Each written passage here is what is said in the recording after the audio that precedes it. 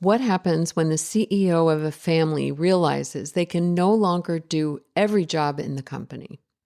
As grandparents raising grandchildren, we often feel the pressure to be the high-energy playmate, the cook, the therapist, and the disciplinarian, all while our own bodies are telling us to slow down. Today, I'm joined by the legendary Dr. Dale Atkins. Dale is a licensed psychologist with more than 40 years of experience as a relationship expert focusing on families, wellness, managing stress, and living a balanced, meaningful life. She's the author of 7 books and many chapters, articles, and journals for popular and professional audiences. Dale has appeared regularly on NBC's Today and CNN. She also leads seminars worldwide and has 2 children and 6 grandchildren. Welcome to Grandparents Raising Grandchildren, Nurturing Through Adversity. In this podcast, we will delve deep into the challenges and triumphs of grandparents raising grandchildren.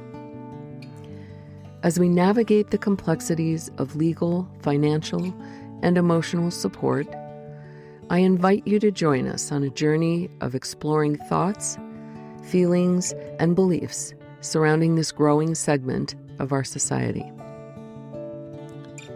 Drawing from real stories and expert advice, we will explore the nuances of child rearing for children who have experienced trauma and offer valuable resources to guide you through the intricate journey of kinship care. We'll discuss how we can change the course of history by rewriting our grandchildren's future, all within a supportive community that understands the unique joys and struggles. This podcast was made especially for you. Welcome to a community where your voice is heard, your experiences are valued, and your journey is honored.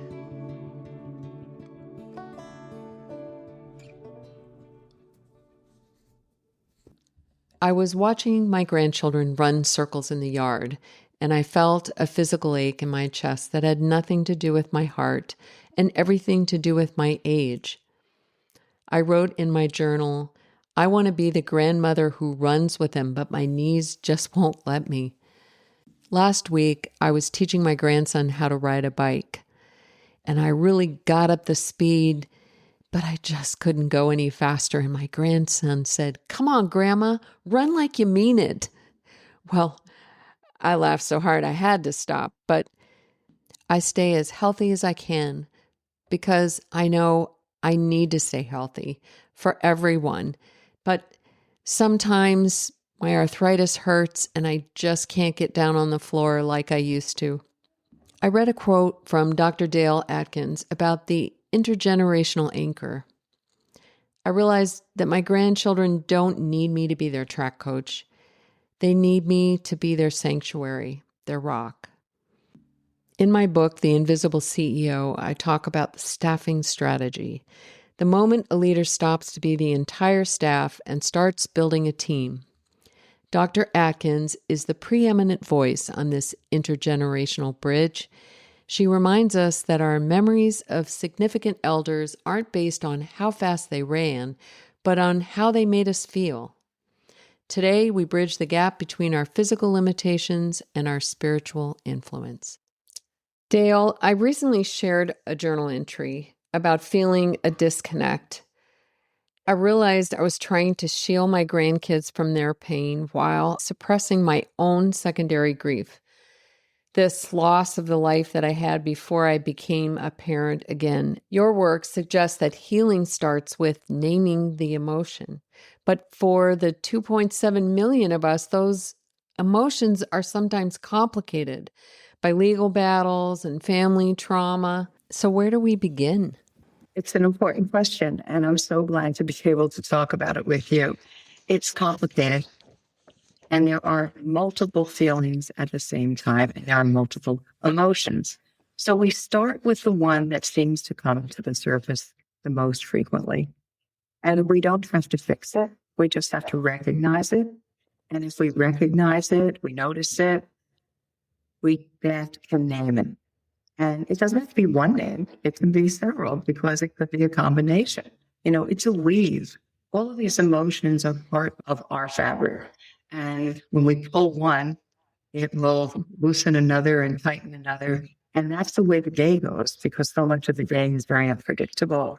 I suggest that people quiet themselves because when we're very emotional, there's a lot of things going on and we're bubbling a lot. And just quiet ourselves and sometimes even put our hand on our heart, remembering that we have our heart that we have to protect. Take a few breaths and then just think, how am I feeling at this moment? What am I feeling at this moment? There's no right or wrong answer because you can say, well, that's not really it. It's really this. Okay. And chill that. But just allow yourself to be in touch with whatever emotion it is. And you said, and so many of us do, I was trying to shield my grandchild from my emotions, but I also didn't want to deal with them myself. We have to be able to recognize what we are feeling in order to be able to be present for the children in an honest and trustworthy way. Because so many grandparents who are raising their grandchildren are in situations where there was a real breach of trust with the children. And the children often have lived in very chaotic situations, very unpredictable situations, and often not able to really recognize, let alone express their feelings in ways that are healthy. So the grandparent has a very unique role in being able to help a child pay attention to their feelings, not judge them, not be critical of them, but let them name their feelings. And we can do that better if we know how to do it. And then we can help them express those feelings in healthy ways. Their expression of their emotional life is not so healthy for them and everybody else in the family.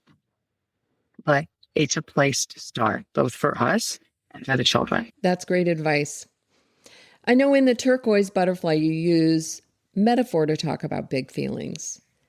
For a grandparent who's raising a child who's experienced familial disruption, how can they use story to explain a situation that maybe even the adults don't fully understand? I love that question because there's an assumption that adults are supposed to understand everything. Yeah. We don't. No. We are often as surprised as the children, the way things go. We are all generally pretty hopeful, or we've given up hope. Whatever it is, we don't really understand. And so many of us take so much time and effort to try and figure out, if I'd only done this, or if she'd only done that, or why didn't that happen? And it's very normal and it's very predictable, but it's not very helpful. So one of the things that I think is helpful, and what I did in the turquoise butterfly, is to help children through their, in this case, it's a grandmother, and her little granddaughter is with her 1 week a year. It's not 24/7. It's 1 week a year, but she's present in her life. And what they do is they have experiences and they look for things in nature that can be teaching them about life. So in the backyard, the grandmother has a garden and there happens to be a caterpillar and they watch the caterpillar transform into the chrysalis. And then over time, that chrysalis emerges into a butterfly and it struggles and struggles and then it flies away. And so that story is not only for the change or transformation that can happen and that nothing happens without a struggle, but what do you need when you are incorporating that struggle into your life? Well, you need safety. You need love. You need consistency. You need to be able to be who you are and work it through and work it out, knowing that you will get out the other side. So you need hope. And how do you have hope when you're a child? You have someone who believes in you, someone who can really encourage you, even when you feel so terrible and so mixed up and so awful about yourself. So many kids feel that they are the cause of the fact that their mother or father is no longer taking care of them, even if their mother or father is dead. So it's the grandparent who can nurture as the child is going through the story. You know, it's kind of like being a butterfly. Look at what's going on here. And then we're going to get through this, and then you'll fly, and then you'll be free to express yourself or to go to places. What is it you want to do? Even if you're having trouble reading, you know, it's so hard. I think it's important that we always tell true stories. We don't make up our stories. That you get a lot of that in fairy tales. But when grandparents are communicating what their story is, or a story of a friend, or a story of, you know, your cousin had a very similar situation, it not only makes the kids feel that they are part of a family, that they have lineage, that they have rootedness. And so many grandchildren who are being raised by their grandparents need to get roots again because they've been plucked up. And we need to root them again. How do you do that? Just like with a garden, it doesn't grow up right away. You have to nourish it. You have to pat the soil. You have to feed it. You have to water it. And that's what you do through your story. You tell a story about struggle from the beginning, the middle, and the end. And not all stories about struggle turn out real well. These kids know that more than anyone, because often their parents are struggling while the grandparent is taking care of them. So they're worrying, and you acknowledge the worry. I know you're thinking about your mom now. I know you're thinking about the choices that she made. And why don't we talk about that? Bring order to chaos. And I often suggest this with families, that they don't go too far to the other side, because a lot of these kids, they can become very controlling. They can become very precise because they want to know what's going to happen. They need some predictability in their life. So we have to honor that, pay attention to it, not discard it, nor disregard it, but say, you know, today we can be a little looser. We can be a little loosey-goosey. And with young kids, you know, let's just wear pajamas today. Oh my God, let's have dessert first. You mix up the light in a way that's fun and out of the box a little, but they're still safe. It's still okay. Kids can write their own stories. I love to encourage grandparents and parents to have a story that the kid tells them, or you guide them. Well, what happened today? And then they write their story. Maybe they illustrate it, or maybe you've taken photographs and then you make a storybook. It's so easy today to make storybooks, but I kind of like the crafty ones that we used to make when we were younger. Yeah, because it's very tactile, it's very kinesthetic. And I find that the more engaged children are using all of their senses, the more comfortable they are. Because, I mean, some kids have been abused. Some kids are very resistant to touch. Some kids are overly engaging with their physical beings. It's all about balance and patience. So they can write a story. Now, they may be writing their own story, but it's about a little puppy, or it's about a bird. And let them choose the symbol. Let them choose the sign, and see what struggles this bird has, or this little puppy has, and see where it takes you. Instead of guiding, say, oh, that's interesting. Wow, I wouldn't have thought of that. Oh, that's a surprise. So there's no criticism. There's curiosity. There's encouragement. And I think that that's the way to help kids work through things with story, with symbols, with signs. I remember we used to play those songs all the time on weekends after dinner. So there is continuity even where there's pain. It's delicate. We have to constantly take care of ourselves so that we're able to go into places that are dark and shine the light for ourselves and the grandchildren. I have found that unstructured, simple playtime is so therapeutic, isn't it? It is, and it's really where the creativity blossoms.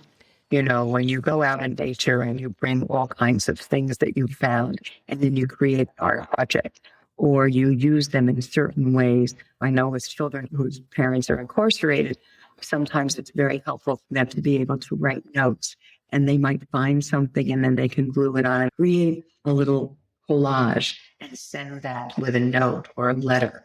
And there is something about a child being able to create something or to sing into a recording on the phone and send a file, making a song, their own song or somebody Great else's song. advice. They have to be encouraged to be themselves. Many children who are being raised by their grandparents were discouraged to be themselves. Be quiet, get out of my way. I don't want you to be part of my life because I can't take care of you. And it's not said, Right. but it's felt. Yeah. When a child is feeling that way, the grandparent has this incredible job, responsibility, opportunity to make a place of gentle comfort and space and be able to encourage, what do you think we should do with this? Even with cooking, this is what the recipe says. What do you think we should add? And the child can become much more him or herself without criticism. Yeah. That creativity then will generalize into lots of other spaces of that child's life, picking their clothes, deciding how they want to wear their hair, or organizing the room where they stay. I think that giving kids agency and control where they previously had no control and there was so much disruption is a way to help them organize. Then their brains can settle down, their nervous system can settle down, and it helps to regulate their nervous system.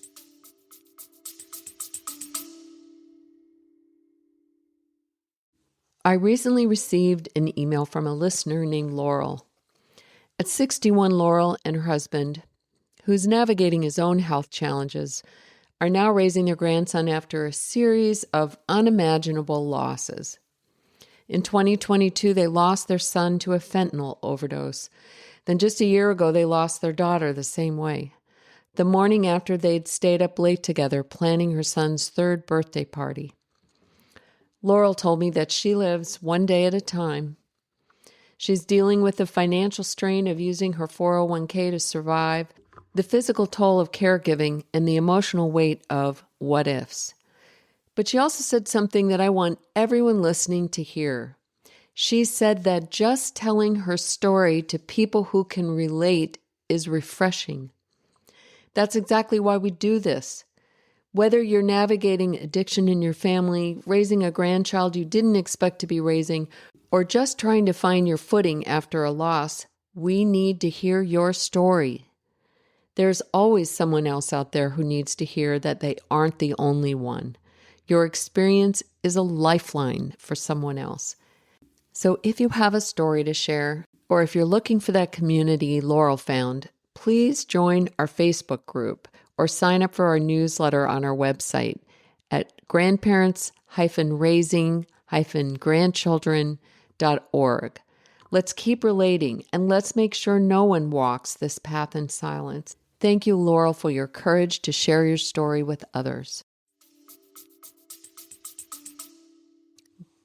Interesting. I think that's an area where I've had to let go. I've had to let go a little bit of control over how I want them to dress or what kind of games they want to play. So I'm glad that you brought that up. You've advised families for 40 years. I've learned from families for 40 years. Great way of putting it. In your experience, what do you think is the biggest hurdle that the system puts in the way of kinship caregivers, specifically when they're trying to foster resilience? Expectations. I think there are expectations for grandparents to raise these grandchildren in a way that may not come naturally to them, that may not be familiar to them, or maybe familiar but doesn't fit into the mold that the system demands. And I think it puts enormous stress on the grandparents. I also think that it discourages advocacy, self-advocacy. When people really know what a child needs and wants to advocate for that, it's often very challenging and very difficult because there's a lot of judgment. Yeah. Grandparents feel that judgment a lot. And they're not given as much leeway as parents are for getting it right or doing it right. They generally don't have the support system that parents have. their peers are in a totally different place and often don't have the patience to understand that things come up and they're not going to be as available, or that they've scheduled something and they can't do what everybody else is doing. And yet they're not in the group of young parents because those young parents aren't looking at them as peers. So I think that there's often a lot of loneliness with grandparents raising their grandchildren. Absolutely. And sometimes there's more worry and fear because they're older. The expectations, I think, are you'll be able to do this, just like a 35-year-old. Well, actually, I'm doing my best. And I think that we have to be able to say, this is the expectation that I have, and it may be a little high, but this is realistic and this is reasonable. And I'm doing the best I can, and that is really good enough. Years ago, there was a book called The Good Enough Mother, and we just have to say, this is really good enough. It's good enough for right now because, number one, I'm exhausted. I just spent all this time in social services, and the teacher was late, and my kid acted out of school, and it's really good enough, and it's good enough that we're having a really simple dinner. It's amazing I got dinner on the table all together, and to give ourselves permission to do the best we can today, and tomorrow's another day. So how can we be hopeful for that tomorrow? And how can we really focus on what this child needs now at this moment? And what do we need now at this moment? And how can we try and bring them together? And it could be, in the turquoise butterfly, when a little girl gets very anxious because the current comes, they're in the ocean, and the current comes at her grandmother is floating away. She's floating away. She's really getting nervous. And the grandmother just says, lean back, look at the sky, and sing this little tune. Well, that obviously came from a way to self-soothe. And it's butterfly, butterfly in the sky, like a flower floating by. When you see a butterfly blue, know that I am here with you. So there's the reinstatement of you're not alone in your fear. I'm here, I'm for you. The child incorporates that. And I like to ask people to do that in whatever way they like before they go to bed with their kids, when they are in their bedtime ritual, if they have a bedtime ritual, which I always encourage. Or if you're reading, or if you're reviewing the day, who was kind to you? What did you do that was really hard, and how did you get through it? And then have something. It could be a prayer. It could be like the turquoise butterfly little poem. Know that I am here with you. Even when I'm in my room over there, I'm part of you. You're part of me. We are together all the time. And that's what love is. That's what love does.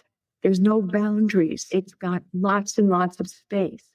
And if a child hears that night after night after night, and if they go to school knowing, remember, butterfly blue, I'm always here with you, or whatever the sign is or the symbol is, that is the reinforcer that that child, no matter what worries they have, no matter what intrusive thoughts they have, they can breathe, they can quiet themselves, they can visualize their grandmother or their grandpa or both of them on either shoulder, and they can say, I'm not alone. And you think that when the expectations of a system, a large system, doesn't leave space for the reality of the importance of grandparenting a child who is not able to be parented by their parent and doesn't encourage that space and that uniqueness of that connection, because it is a different connection from a parent. There are different stories. There are different time frames. There's a different rhythm often. There's different schedule, but there is a different perspective. And grandparents bring wisdom in a way that typically other generations don't have because they haven't lived that long and they haven't internalized and gotten through with the resilience that they needed, all that they've gone through that brings them to this moment when they are raising their grandchildren. I think that for a system, whether it's the legal system, the social service system, the educational system, when those systems open up their eyes and their hearts to this group of people who are raising kin, it changes things. It's welcoming, first of all. It's supportive. It gives room for innovation and creativity because you're not having to be lockstep. Don't you think that the wisdom of grandparents, of older people, is not recognized enough in this society? I do. I do.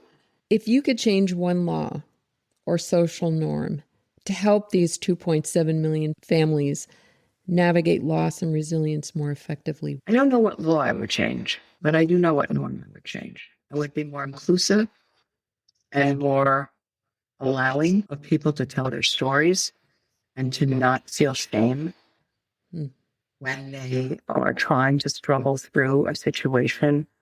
And for many families, as you know better than most, people are trying to balance the multiple emotions. They can be worried. They can be concerned if their child is still alive, if they could be in a life and death situation and they never know exactly what's going to be happening.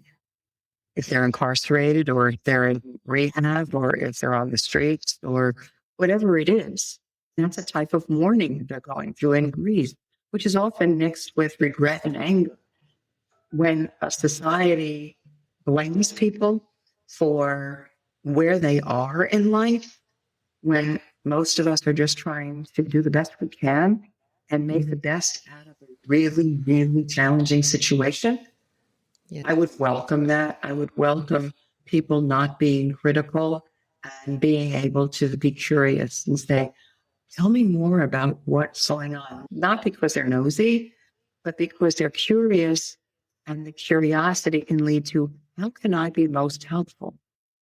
What can I do as your friend, as your community member, as your person who sits next to you in the pew on a Sunday or Saturday? If I see you at the market, how can I be helpful? I can't be helpful if I don't know what is unique to your situation. Then we're not going to get anywhere that's going to be very helpful. So that's a norm that I would like to change.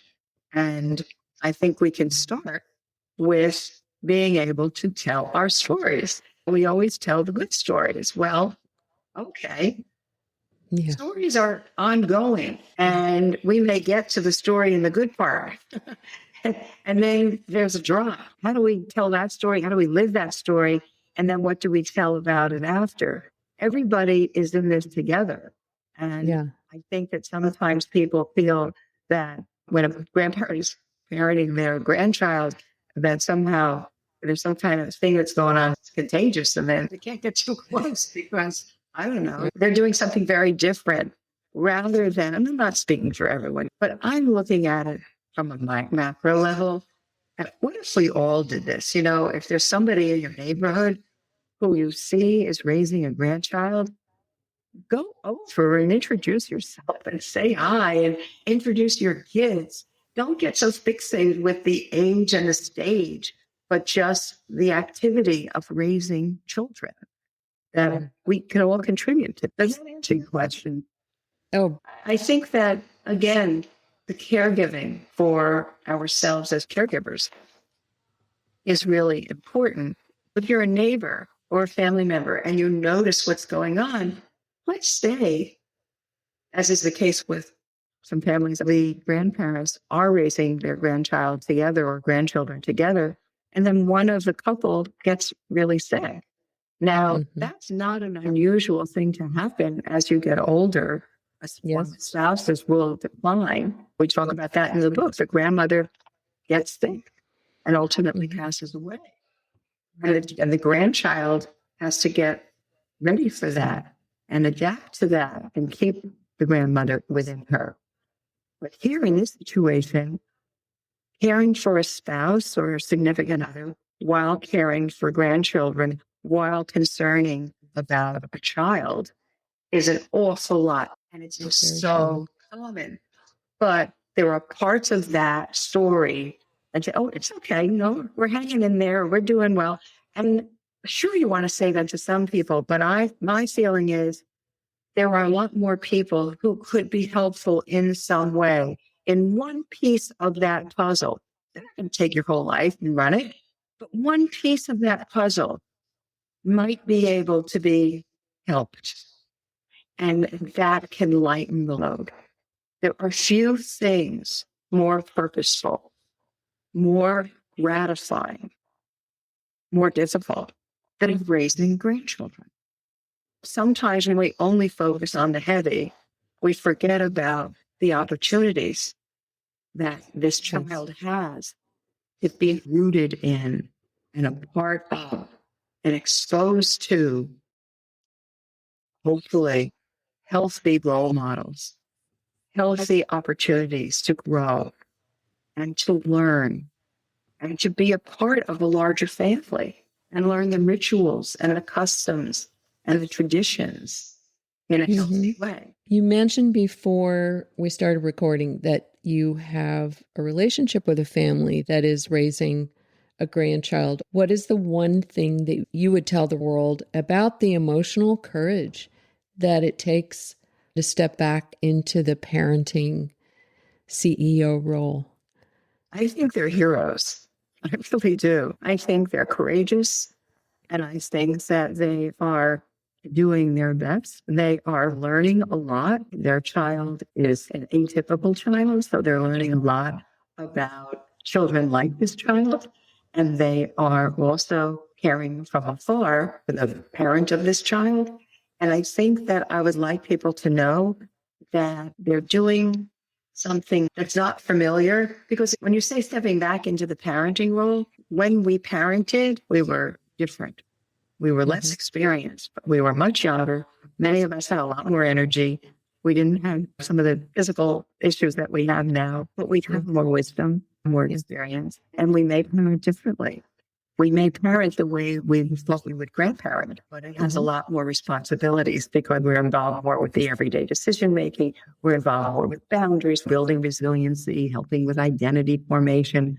But we are also dealing with what happened before we took over the role. That is where the courage comes in. You see what you are getting and you willingly open the door and you go in. You may not know all that there is there, but you're willing to learn. You're willing to develop the patience you need. You're willing to develop the courage you need. You're willing to try and get the support you need. And that's really amazing. I think it's amazing. I always say grandparents are more than babysitters. We're teachers. We're sharers of the stories. We are the memory keepers, and we're also memory makers. But when you're doing it full time, you are straddling the role of parent and grandparent. And that's something, it's like double duty. You haven't stopped parenting. Even if your child has died, they're still a part of your life. They're still, the life, forever. The life in your heart, the life of memory, the life of birthdays, the life of holidays, all of that. And then you conceive your child in your grandchild in certain ways. So how you manage that, and are you comfortable talking about the stories before things went sour and why things went sour and how things were sour and how you all got along or didn't get along? These are our stories. And a resilient person, an honest person, can integrate those stories into a life that still has hope, that still has encouragement, that fosters creativity and learning and academics and sports and music and dancing and everything in a child who will want to still be connected to their parent. And it's very delicate. It's absolutely complicated, but it's not impossible. Thank you, Dale. Your wisdom and experience is invaluable to this audience. Thank you for having me on. You are doing an amazing service by building a supportive community where people can really talk about their experience. Even though every family is different and that no one has exactly the same experience as someone else, knowing that you're not alone as a grandparent raising a grandchild is very, very comforting. To be able to have a forum is really comforting. We can't do these incredible jobs alone. We must have support.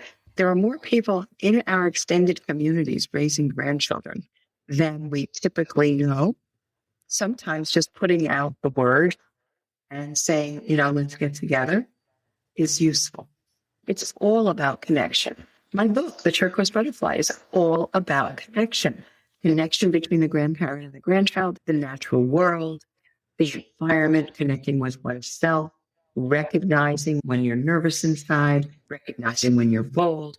It's all about connection. I think that the wisdom that older people have and they can share with one another about raising their grandchildren is fantastic. And we need communities that are supportive. Mm-hmm. Thanks, Dale. Would you let the listeners know where they can find your beautiful book, The Turquoise Butterfly? Thank you. Here it is. The cover's lovely. Thank you. The Turquoise Butterfly. But if you look online, you can find it. I have a website, and it's www.drdaleatkins.com. There is a QR code that they can use to go to the publisher, or they can order it at the local bookstore or on Amazon or Barnes and Noble. But if you go to my website, you can click there and your order will be sent directly to the publisher if that's what you'd like to do. I really would love people to read it, and I encourage them to give me feedback about their stories. I'm delighted with the stories that people share with me about their own grandparenting experience as grandparents, or their memories of being with a grandparent or a great aunt, an uncle, or some very significant person in their life who was an older person from another generation or two, and how they influence them, how they still influence them as they think about them. Because I think the more we are able to connect intergenerationally, the better we are as a society. Oh, I agree. Thank you. Thank you for the opportunity to talk with you in this setting. I really wish you well. I know you've made lots of changes, and I hope that as you replant yourselves, that you will meet lovely people, that you will continue your artistic expression. Sometimes when people become grandparents full time, they put aside some of the things that they like to do or looked forward to doing. And some of those things have to do with the creative side: singing, writing music, playing music, doing art, writing poetry, reading more. I encourage people to do those things because their identity is not just I'm the grandparent raising a grandchild. Their identity has other aspects to it. It's really good for the grandchildren to see these other aspects of their grandparents' life as well. Yes, definitely share them with your grandchildren. Yes. As an artist, I get to teach them art and we draw together, and it gives me a lot of pleasure, and it does them. That's great advice, Dale. Thanks for your time. I wish you all the best. Thank you. Here's your quick win today from our conversation with Dale. Identify your high value, low energy tasks. As a CEO, your highest value is emotional regulation, wisdom, and storytelling. These require very little physical output, but have the highest return on investment for a child's healing.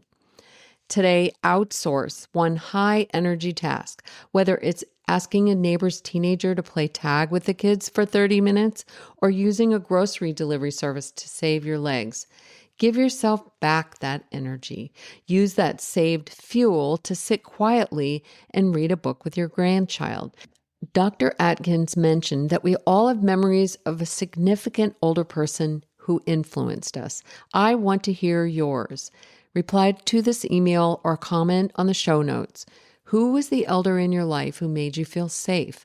And what was the one thing they did that had nothing to do with high energy and everything to do with high love? If you haven't yet, make sure you download our 72 Hours Survival Guide. Follow the link on the front page of our website. It's the first step in moving from survival to significance. Coming up next week, now that we've talked about building your village and staffing your home with Dr. Dale Atkins, we need to talk about what happens inside the walls of that sanctuary.